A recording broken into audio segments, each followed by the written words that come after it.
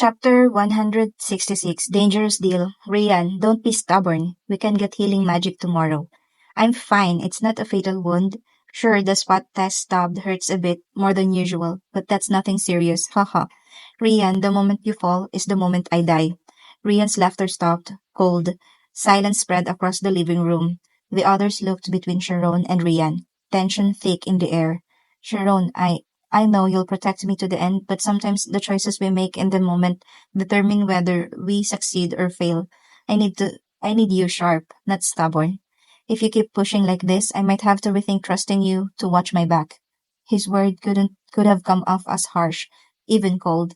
Asking a friend to take a blow for you wasn't exactly gentle, but Sharon knew Rian better than anyone. Rian was fire, and to stoke that fire, you didn't offer soft words. You showed him the raw truth, no matter how harsh. Rian furrowed his brows. A familiar blaze flickered behind his eyes, consuming hesitation and doubt. Don't worry, Sharon. I'll get myself healed up and back to peak condition. No one's laying a hand on you while I'm around. Tess, relieved to be spared any more chaos, let out a quiet sigh of thanks toward the ceiling. Thank you, Sharon. Really, thank you. Tess never doubted that Rian would become the finest swordsman, but even a flaming sword needed a wielder, and only Sharon had the hands to guide it.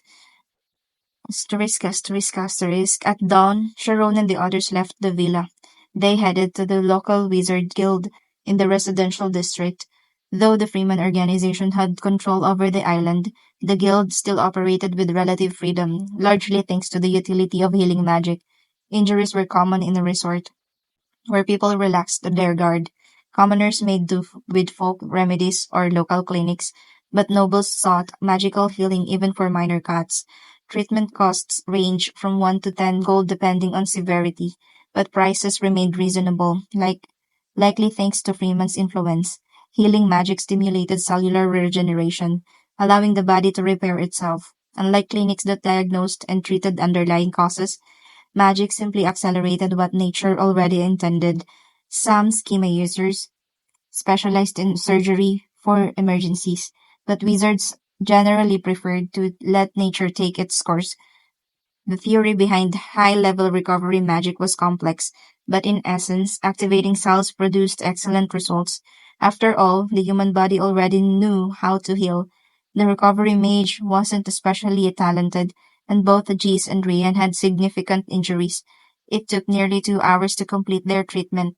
Watching Rian's wounds vanish, Sharon once again felt awe at the power of magic. 2 hours would be too long during live combat, of course, but over time, having a recovery mage could massively shift the balance of power between groups. Back at the villa, the team gathered their things and headed out again. Though the magic healed injuries, it didn't restore overall stamina. Still, Rian's natural resilience made him seem even more energetic than before. Jace also looked recharged and confidently slung his pack over his shoulder. Rian noticed it and raised an eyebrow. Hey, what's with the gear? You're the guide. You don't need all that. Oh, it's just a lunchbox. Yuna made it for us while I was getting treated. Turns out she's amazing at cooking. Works at a restaurant too. Wait, she's a pro? That's awesome. Let's eat now. Rian's eyes sparkled, but Tess gave him a firm pinch. Seriously, food right now? We're heading to the ruins. We can't waste daylight. No one argued. They'd been to the ruins before and knew the terrain. This time, even the women were packed and ready early. About a kilometer from the ruins, the carriage driver fell silent, just as he had before. The group got out and walked the remaining distance. Nothing had changed. The same bar, the same wary locals, the same mercenary standing guard. It all felt unchanged, like time had frozen. After checking in, they decided to eat in a nearby park. Yuna's packed lunch was a set of rice balls made with leftover ingredients. An unusual combo, but popular among islanders. Sharon took a bite. It was unique. The flavors were rich and savory, the texture heavier than bread but deeply satisfying. Jeez pulled out a short note, instructions from Freeman. Though brief, his years with the organization helped him decode in quickly. He was led to the opposite side of the room of achievement and sacrifice, where more native guards in formal attire waited. Hello, who are you? I'm with Freeman. When can we move? The native examined Jeeves with suspicion, but the moment he showed his pass, The man relaxed and answered. After exchanging a few words in the native tongue, Jees turned to the group. They said we need to wait for a ride to arrive. About an hour. A ride? Rian asked. Yeah, seems like a tram or something. It's written right here. We are to come back once it shows up. Tess looked at at the others. So, do we just wait here or kill some time and look around? Sharon stood silent, deep in thought. Was it really okay to just waltz into the autonomous zone like this? If so, why did the room of achievement and sacrifice exist? Maybe it was tradition, as Tess suggested, but Sharon didn't buy it. Not with Nero's influence hanging over that place. I want to try the test again, he said suddenly. Everyone looked at him in surprise. Why bother when they had a sure way in? But Amy felt the same. There was something buried deep below the ruins, something not meant to be found. The existence of two entry routes wasn't just symbolic. There had to be a reason. But can you pass? He asked. She asked. Will the laser work this time? I want to try, Sharon replied. What if it doesn't? The tram will be waiting for us. The test room might take too long. I'm not worried if I fail, Sharon said casually. Amy blinked. You don't care? There's just one thing I want to find out, so how about this? I'll go into the room of achievement and sacrifice alone. You all wait for the tram and enter that way. That way, we cover both routes. Amy nodded. Sharon had scored the highest last time. He was the best candidate, and it wouldn't delay the group too much if he went alone. All right, let's go. They headed east toward the altar. A different native stood watch this time. Sharon, do you remember the password? Yeah, you guys stay back. Last time, they thought we were a group and got suspicious.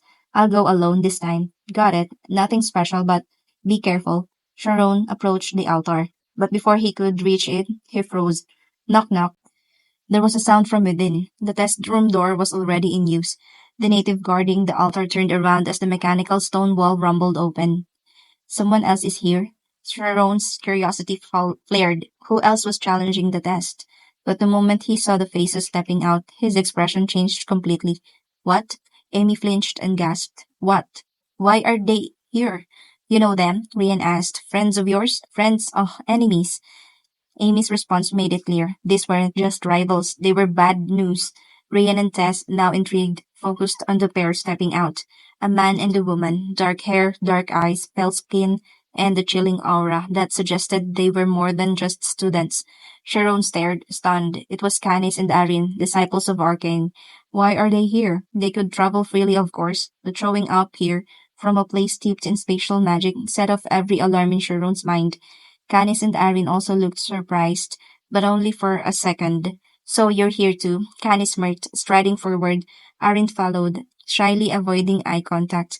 She'd spent most of her life in Radum. She wasn't used to social interaction. Despite their last encounter, her main thought was simple. I should at least say hello. Hi, Sharon. Arin awkwardly raised her hand. Canis glared at her, and she quickly dropped it, but to her shock, Sharon greeted her warmly. Hey, good to see you. You doing all right? Oh, yeah, just seeing Sharon's genuine welcome. Arin blinked. Why be so nice? When she looked into his eyes, she gasped silently. He was impressive before, but now there's something else. Meanwhile, Sharon was still processing their presence. The fact they'd left the test room meant they were deemed unworthy by the angel's eye. The labyrinth of time and space, it's no joke. Canis and Arin were talented, top tier even. In real combat, they could hold their own with anyone. Sharon had defeated Canis once, but it was no easy feat. And yet, even they had failed. The threshold to pass through the room must be unimaginably high. End of chapter 166. Chapter 167. Dangerous Deal 3. Amy approached the group, raising Canny's medicine vial to her lips with a smirk, as if echoing Sharon's unspoken thoughts. Ho, ho, ho. Still feeling proud after everything? You really shouldn't be. Though Sharon may have settled his scores in the Battle of Sironia, Amy still had lingering grievances. This was her chance to return the favor, and she wasn't going to waste it. But Canis didn't take the bait.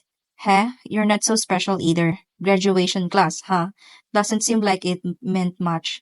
You're laughing? Who said I failed? If I know you failed, it means I took the exam too. If any of you passed, you wouldn't be aimlessly hanging around. Use your head. You little, don't get cocky just because you're a junior. Oh, the same junior who had you on a leash? You should be grateful if I hadn't stopped Lucas. You'd be dead by now. A flash of rage burned in Amy's eyes. The memory of being helpless against Abyss Nova and nearly cursing Sharon still stung. You brat! Before Sharon could intervene, Amy lunged at Canis with her schema-charged fist. But just as she was about to strike, a shadow rose behind Canis. Sharp, black nails grazed Amy's shoulder, halting her. Amy recoiled instinctively. Harvest, the shadowy figure, rocked protectively around Canis, grinned without a mouth too wide to be human. Kiki, long time no see, sis. Still the same temper. Kya, what is that? Tourists scattered, screaming. Sharon could understand their terror. Nobles were used to magic, but this human-shaped shadow springing up was something else entirely. Even Tess was stunned. My God, the shadows are speaking? Rian, have you ever seen anything like that? No, Rian replied, but Sharon seems calm. Harvest's form was eerie. Broad shoulders, long arms, claw-like nails. Though shaped like a human, its proportions were disturbingly wrong. Its massive palms shielded Canis, ready to absorb any shock. Amy hesitated. Kiki, let's not get too close, Harvest warned. I don't want to spill blood here. Amy growled and prepared to charge again, but Sharon stepped in. A red photon formed at his fingertip, pulsing with energy, his laser technique. Harvest didn't move. He recognized it. This was the laser that had previously detonated on impact. Sharon's voice was calm but firm. Apologize to Amy. You crossed a line. Apologize for what?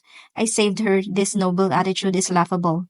It's not about nobility. If you bring up someone's pain, you apologize. It's basic decency. When will you stop being so bitter? Ha! Spoken like a greenhouse flower. Harvest bristled, his shadow body expanding menacingly. At the same time, Sharon's laser intensified.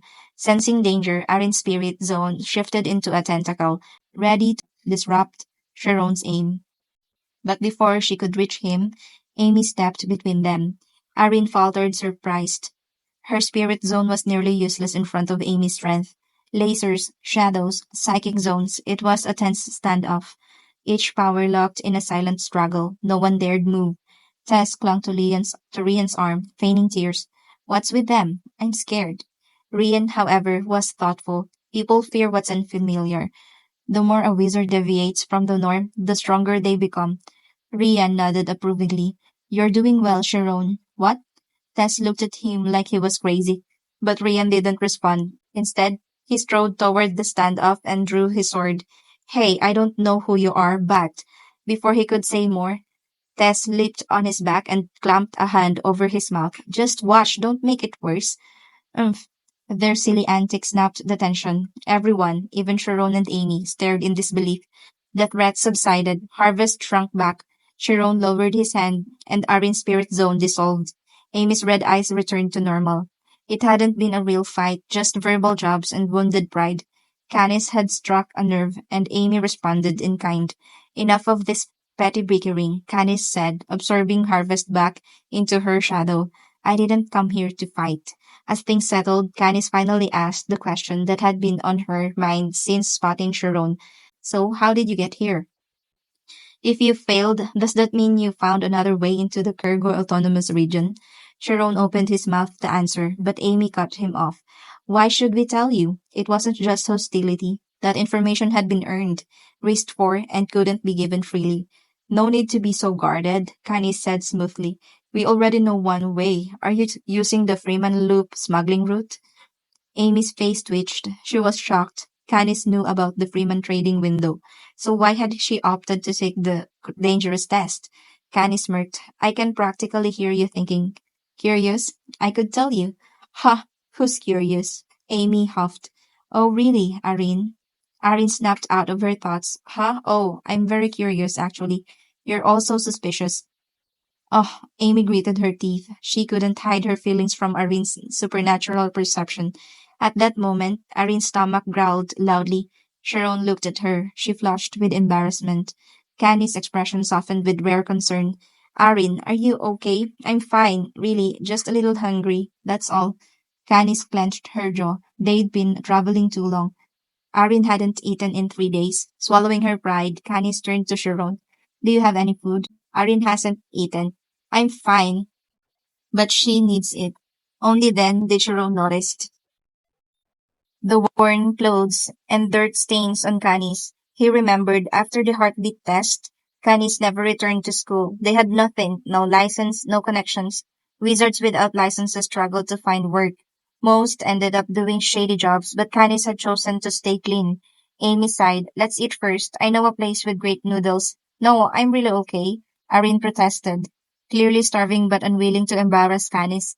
Amy grabbed her wrist and pulled. Don't be silly. Thunder in your belly's no joke. Let's go. I'm not going, Canis said. Stop being proud. You're coming too. Seniors buy meals for juniors. Sharon gave Canis a nudge. Come on, we need to talk anyway. Canis relented, and the six of them headed to the bar where they'd once met the mercenaries. There, Sharon introduced Canis and Arin to Ryan. He was surprised to learn they were Arcane's disciples, but Amy reassured him. First food, Canis and Arin devoured 2 bowls each, clearly starving. The rest, who had eaten earlier, simply watched. Sharon smiled quietly. Despite everything, they were still just people. Once they were full, Sharon leaned forward. We might have our reasons, but it's time to we talk honestly. Why are you here? Canis loves ruins. She's on a quest, Arin replied. An archaeologist, huh? Shh, don't make it sound stupid, Canis muttered. Though she hated sharing her thoughts, she didn't stop Arin from speaking. Arin was the perfect balance, truthful, but careful. But ruins weren't their real goal. They needed Sharon. Canis pointed at Amy. What about you? Why are you here? Amy smiled coyly. To enter the Kegro Autonomous Region, just like you. Oh, do you know what's in there? Talking like you do. Maybe, maybe not. Amy forced a smile but seethed inside. They know. They definitely know something. Sharon decided to drop the games. Canis, can you just tell us? Honestly, we don't know much.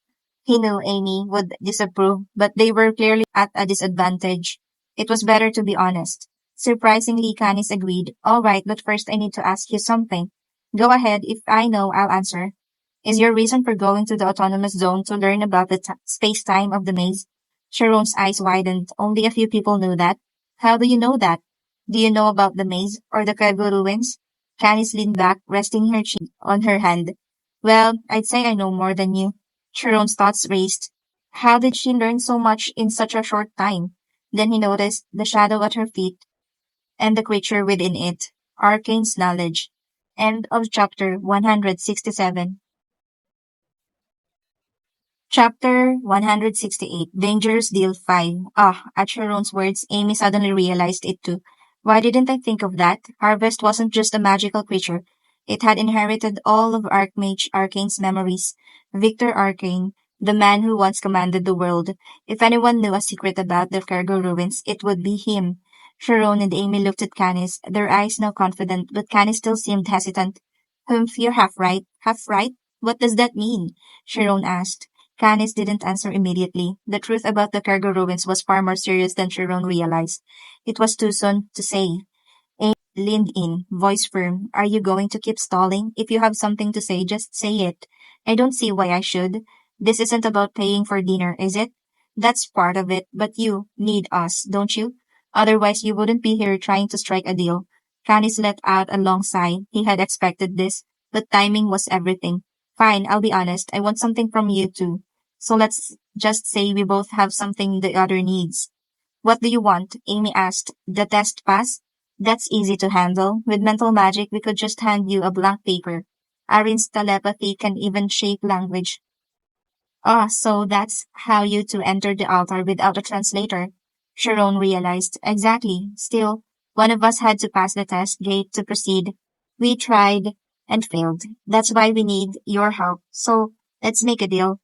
Amy narrowed her eyes. How many points did you get? Canis blinked, caught off guard. She looked away, avoiding the question. I'd rather not say. Oh, come on, just tell us. How bad was it? Why should I? You tell me first. Nope, you first. Forget it. Let's stay on topic. Sharon interrupted, stepping in before the bickering spiraled further. They both quieted down. Canis continued. Now, more serious. Here's what I propose. If you pass the test, specifically the room of achievement and sacrifice, then we'll talk. Amy frowned. Wait, that doesn't make sense. If you didn't pass and he does, why would we still need you? You might not need me right now, Canis replied, but trust me, you will. This won't be a deal you regret. Then prove it, Amy demanded. Give us something. I won't agree to be used without knowing your intentions. Canis glanced at Irene. He couldn't decide on his own. After a moment, Irene nodded. Canis turned back and said, Fine, I'll give you something valuable. You're planning to enter the autonomous district, right? To learn more about the maze. Yeah, Amy confirmed. That's the plan. Then listen carefully. Without the information I have, entering that place will almost certainly get you killed. Sharon's heart skipped. Killed? What could be so dangerous? If you approach the labyrinth space-time without what I know, your survival chance is near zero. With me, you might live. This isn't a threat, it's a trade. Your lives are on the line. Are you serious? Amy stood up in shock. That's fear-mongering. The Freeman organization goes in and out of that place. It can't be that dangerous. The district itself isn't the problem, Canis said calmly. It's how you enter. And Sharon, he turned to Sharon, voice lowering. You're trying to activate the immortal function inside the maze, aren't you? Everyone turned to Sharon after a pause. He nodded. Yes, when I first saw that room, I sensed something strange. The design wasn't just for testing strength. It was too solemn. I thought the angel's gaze wasn't meant to judge power. Canis nodded, a reasonable assumption. But you don't know for sure, Amy asked. Like I said, half certain, but I believe it's tied to the immortal function. Amy crossed her arms. So what do you actually want? Let's discuss that after you pass the gate. I've already shared a lot. I trusted you as an unlocker and gave your critical info. Amy turned to Sharon. What do you think? He nodded. They had planned to face the trial regardless, so there was no loss in hearing Canis out afterward. All right, Amy said. Sharon enters the room of achievement and sacrifice. We'll head to the autonomous district using the pass deal. Using the pass. Deal? No problem, Canis replied. Only one person needs to pass the maze gate anyway. Amy exhaled. Let's hope we're not making a huge mistake. We'll find out once Sharon finishes the test. The group split. Sharon headed alone toward the altar. Amy, Canis, Arin, and the others went west. Take care, Amy said. Don't push yourself. I won't. If it doesn't work, I'll stop. Sharon promised. Be careful too. We don't know what's out there. Amy looked over her team. Rian, Tess, Canis, and Arin, odd as the mix was, she felt reassured. We'll be fine, she said with a smile, as Sharon disappeared into the distance. Arin suddenly frowned. Canis, is Sharon bland? Canis blinked. Yeah? Why? Arin hesitated. Nothing, just thought it looked different. They started walking again, but Arin glanced back, deep in thought. That child. Next scene. Meanwhile, Sharon reached the western altar. A native stood guard, eyeing him cautiously. Keltia, Lohoima, Akrasha, Widmia, Benzin, Sharon recited. The native nodded and activated the mechanism.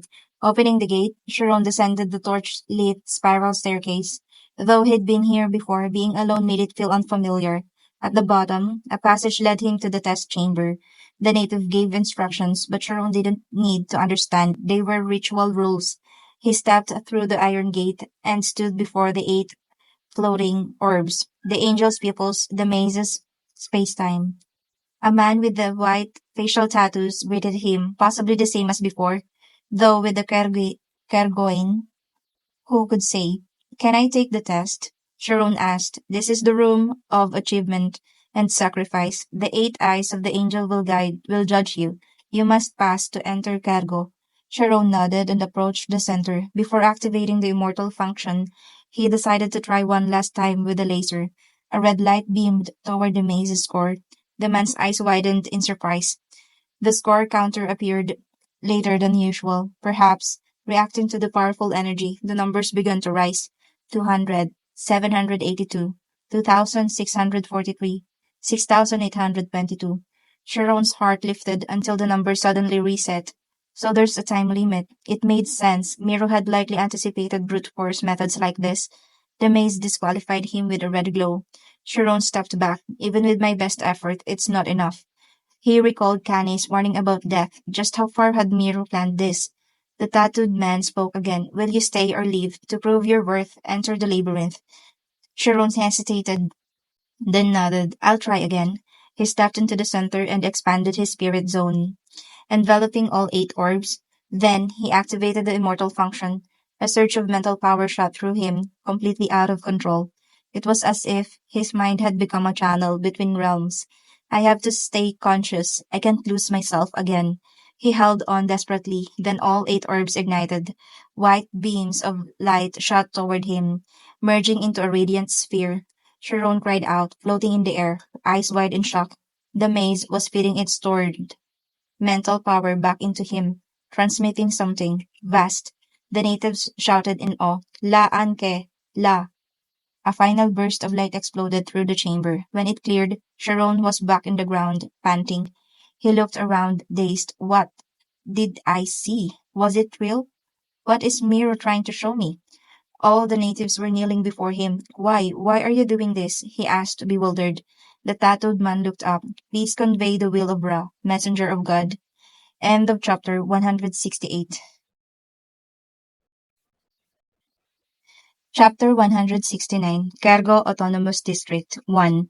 After sending Sharon to the accomplishment and sacrifice room, Amy and the others arrived at the eastern altar. Jay showed a pass to the natives, who opened the heavy stone gate. He translated what they said. The trolley had arrived. Amy and the group nodded, though Canis and Arian seemed indifferent. They already understood the native language through Arian's telepathic abilities. The underground area wasn't deep, thanks to the operation of the trolley system. Trucks trucks were laid over soil covered in volcanic ash, and natives chewing gum greeted them. Though they were friendly expressions, the natives still had Kirko's signature piercing eyes that looked almost unnatural, as if they belonged to someone else. Jeez felt it too, but staying professional, he smiled and stepped forward to shake hands. The natives accepted it. The loop contact has changed, he said. This is Jeez, our new liaison. Jeez, one of them replied, skeptical. You don't seem the type for this kind of work. It was true. Loop trafficking was serious business, punishable by death in some places. Jeez looked far too soft for it. Where's Falcoa? He always came himself. He's dead, Jeez replied, miming a slicing motion across his neck. Shock spread across the natives' faces. Falcawa was strong, and his nature mirrored the intensity of the Kurgo tribe. Replacing him with someone like Jeez seemed suspicious. Do you have a pass? Of course, here. A native with a guarded smile snatched it. Amy and the others tensed. They thought the pass would be enough, but clearly the natives were more cautious than expected. They weren't here to buy loops. With Falcoa gone and no future deals planned, it could turn dangerous if the truth came out. But the pass was genuine. Despite their doubts, the natives couldn't argue with physical proof. They guided the group to the trolley. It could hold 6 people, powered by a lever-operated seesaw. The natives manned the lever. Rian tried to help, but a hostile glare made him retreat. Their strength was impressive, but the ride to Mount Toa was over 20 kilometers.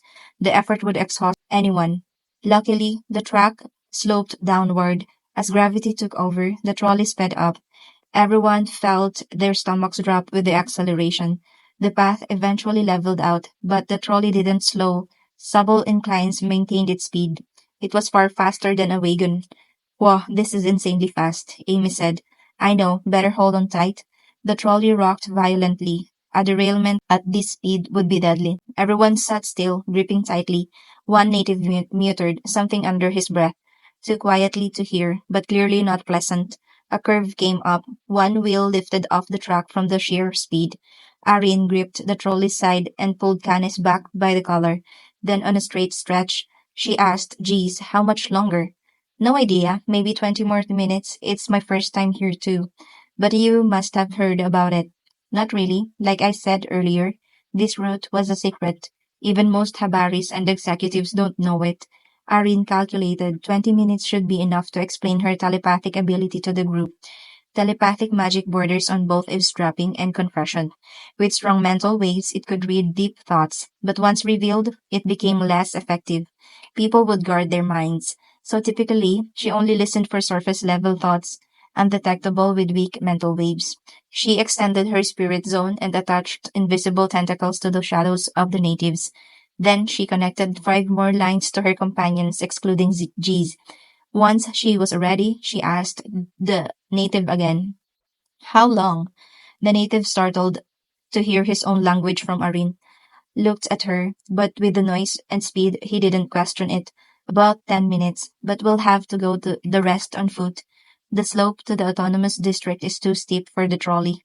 Amy and the others were surprised by the translation, but didn't show it. They were seasoned enough not to react outwardly. After Jeez repeated the message, they realized his interpretation wasn't that accurate. Arin's telepathy had likely picked up more. "Arin, was that you?" Amy asked mentally. She had noticed Arin's red eyes glow faintly earlier. "Yeah, I've connected our mental channels. Can you read all our thoughts?" It was unnerving. Arin shook her head. Even a spirit-type archmage couldn't fully break into someone's core thoughts, especially if the person had strong self-awareness. "Don't worry. Think of it like a tunnel. The mind has 12 levels. I can only hear the surface level. Things like polite lies or fake smiles. If you reject the connection, it breaks. And if you want, I'll disconnect right now." "No, it's fine. It's actually convenient. Let's keep it." "Thanks. I've excluded G's for now. I'll open the others' channels, but no visible reactions, okay?" Once Irene connected the rest, thoughts from Leon and Tess rushed in. "Wow, I can finally speak. Wait, I can hear you guys. Same here. Tess, can you hear me?" "Yup, this is amazing." Amy was impressed. Even though they weren't looking at each other, the group was talking freely. And this magic wasn't taught in any academy. Dark magic was powerful but uncommon. It had a serious weakness, light magic. Plus, mental spells struggled against stronger minds. But in the hands of an archmage, they became a weapon. Canis and Arene had been trained directly by Arcane, who reached that rank through dark magic. Incredible. This could be a huge advantage. Amy realized her thoughts had surfaced and glanced at Arene. Arene smiled, reading her gratitude. Most people are more selfish and desire-driven than they let on. Irene, who had read minds her whole life, found Amy's thoughts refreshingly kind. Telepathy would be incredibly useful in emergencies and combat. Having Irene and Canis on the team was a huge asset. Haha, this is so fun. Amy, didn't that native speak down my shirt earlier? Did he? He did seem kind of rude. "I'm getting hungry. Got anything to eat?" The mental channel filled with chatter and complaints. Tess and Brian, new to this kind of magic, poured out random thoughts. Technically, these weren't even thoughts, just evidence that environment shapes the mind.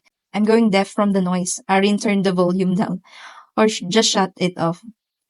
Canny's grumble prompted Irene to lower the volume. Now it was like a quiet whisper. Without effort, the chatter faded. Tess protested.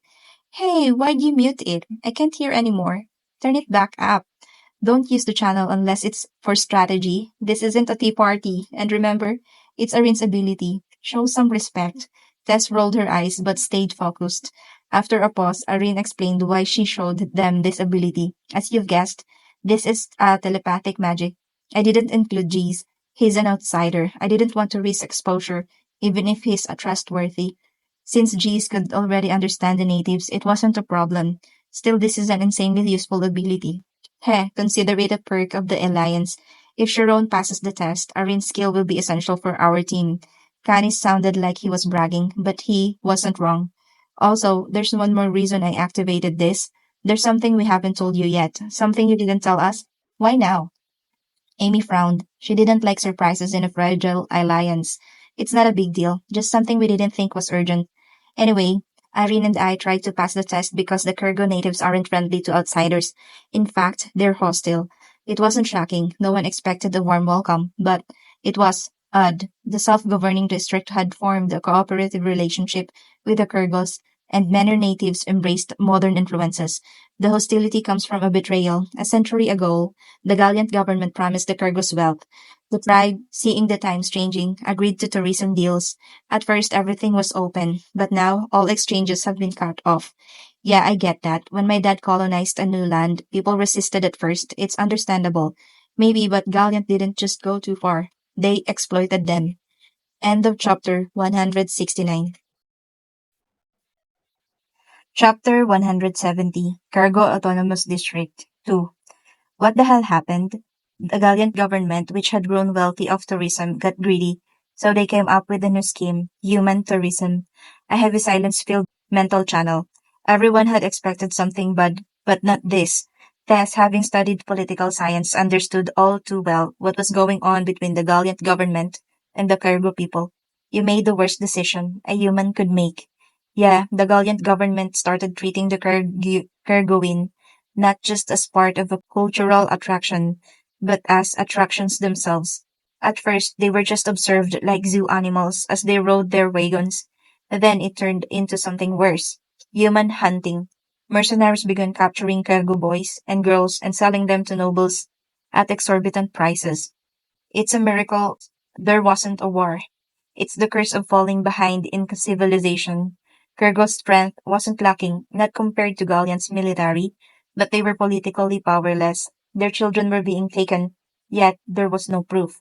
The government spent heavily to cover its tracks. Human trafficking became so profitable it even generated surplus income. The Kurgo were helpless. Fighting out of pride would have only left them starving in the streets, given their dependence on tourism. In the end, they made a deal open access to the ruins, but restrict entry to the autonomous district. That's how they closed their doors and got to this point. Amy felt a deep sorrow. Even knowing that Kergo children had been sold into slavery, she could now understand the bitter compromise they'd made in opening their ruins to outsiders. But regardless of how things came to be, the situation was now critical. That was what truly mattered. Canis spoke up for the same reason. That's not even the worst part. There are bad people among the natives too. The loot trade exists because of them. No matter what, the locals won't be happy to see us. I don't expect violence, but don't let your guard down. Then Sharon might be in danger too. No, he'll be fine. Money was a big reason the ruins were opened, but not the only one. The room of achievement and sacrifice means something more to the Kergo. They've been waiting a long time for someone. Someone? Who? I don't know, maybe an angel. Amy raised an eyebrow at the strange answer, but Canis didn't elaborate. Just then, Irene's voice returned to the channel. Sorry, I'm closing the mental channel now. I need to preserve my sanity. If we reconnect later, I'll be more stable. Mental communication was a form of magic, and a draining one. Real-time telepathic exchanges wore down the mind like a slow burn. As the channel faded, Amy's hearing sharpened. The sounds of the rail echoed through the tunnel. The trolley vanished into the cave's darkness. Next scene, they arrived at an underground city. It wasn't laid out in an orderly fashion, but like an ant hill, the tunnel split off in many directions, and each junction opened into a wide, natural chamber, testament to the Kyrgyz harmony with their environment. Amy shifted back into tourist mode. Looking around, her heart lifted momentarily, then quickly sank. Kyrgyz reality was far harsher than the scenery suggested. The people were thin and hungry. The tension wasn't just about hostility toward outsiders. It was about survival. Elderly people shuffled along the tunnels like war refugees. Some couldn't walk and sat slumped against the walls, clutching children in their arms. Amy could almost hear the cries in the silence. This wasn't a city, it was an ant hill. And they were ants. Old men staggered with heavy loads. In a corner, bent old women weaved bark into baskets. This is really the Kyrgyz Autonomous District? No one answered. The assumption that they were rich from historical sites was clearly wrong. Canis grabbed Arin's shoulder in silent anger. She was trembling too, reminded of the hellish life in Radum. They both knew nothing in the world was more painful than starvation. And these people were suffering most of all. This way, said the native trolley driver, clearly eager to shield the outsiders from the grim reality. They followed a winding tunnel to a sealed-off area, dimly lit by a single torch. Amy looked behind her. The long detour made it clear. If anything happened here, no one would know.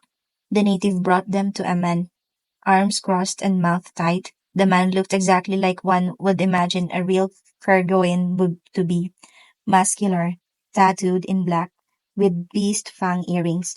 When G spoke to him, the man introduced himself, Mahatu. Amy remembered hearing that name before. He was a descendant of warriors. Now, she saw that it was more than a name. He was a warrior. His name's Mahatu. He grows loops and supplies them to the temple, Jeez explained. Amy guessed the black tattoos marked him as one who prepared rituals. If white was for those who performed them, black meant those who made them possible. Irene stayed silent, not using telepathy, so the group waited as Jeez translated. Tas felt this was wise. Mahato's aura suggested a danger that would likely sense even passive telepathic scanning. Then, unexpectedly, Mahato's words became understandable. Amy turned to Irene, who smiled. You tried it anyway. Not on Mahatu. I'm reading G's surface thoughts. Irene's skill allowed her to passively eavesdrop through intermediaries. It didn't require direct contact. Falcoa is dead, Mahatu asked. Yes, the Freeman organization won't buy loops anymore. We are preparing to leave the island, G's replied honestly. Mahatu's face darkened. His gaze landed on Amy. Then who are they? They are not here to buy loops. They came for something else. Outsiders aren't allowed here for any reason except loop trade. We know, but I had to tell you personally. Also, we have a pass. Ah, Mahato shoved his G's aside and stepped forward. His eyes burned. He looked straight at Amy, not because he thought she was the leader, but because her eyes met his, unflinching. Are you with the Freeman organization? G's translated quickly, despite the tension. Amy already understood, thanks to Arin, but she delayed her reply, pretending she didn't know. No, but I know Freeman well. How well would you die for them? I already have, she said coldly. A lie, but close enough to the truth. Then maybe you'll pay the rest of the balance. Balance? What balance? Falcawa paid a deposit and took 8 kilograms of loops. He still owes 10,000 gold. Amy's jaw dropped. What? 10,000? She double-checked through Arin. It was true. That much gold for a few 3 roots? Something didn't add up, even if Falcawa had been trading for the 5 years. For 5 years, cargo should be thriving. 8 kilograms could feed everyone in this square for a year. So where was the money going? Jace tried to smooth things over. I'll report to the organization. Whether they pay or return the loop, they'll take responsibility. He looked to the group. Tess nodded. Freeman and Marshall, loyal to their honor, would pay. Then let us stay a while longer. Jace requested. Why are you really here? Amy stepped forward. We're waiting for a friend. He's in the room of achievement and sacrifice. He'll be here soon. Her tone was sharper now, knowing how much loop money had flowed in while the people starved enraged her. That room, Mahato eyed them closely, assessing their spirit more than their strength. He sneered. Big dreams, give it up. Your friend will be waiting outside. And how do you know that? Because the altar wasn't made for kids like you. Outsiders come all the time, chasing gold, chasing loops. You think your friend was allowed through just because you showed up? You don't even know what we're capable of. Do you know how many people have suffered from loops smuggled out of here? The loop is sacred. You're the ones turning it into poison. We've always been judged, always had things stolen. Not anymore. We are not leaving, not until we know what happened to our friend. Then tell me your true purpose. The trolley driver cut in. Maybe they're thieves here for gold. The last pretenses the last pretenses dropped. To the cargo, Amy's group was no longer visitors. Without the loot trade, they were nothing more than trespassers. We should search them. They could be hiding weapons. Mahatu didn't want to violate the warrior's code by touching a woman, but he said nothing. He understood what his comrade meant. End of chapter 170.